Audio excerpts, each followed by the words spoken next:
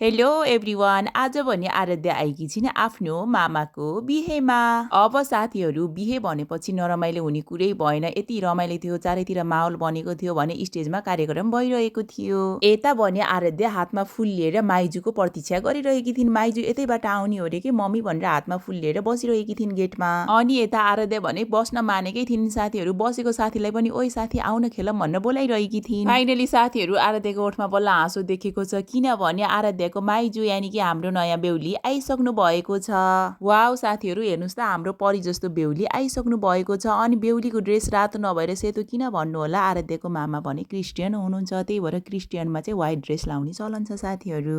बेहुलीको आगमनसँगै माहौल भने एकदमै चम्किरहेको थियो साथीहरू। अनि उहाँको साथीहरूले चाहिँ भजन कीर्तन गरेर बेहुलीको स्वागत पनि गर्नुभयो।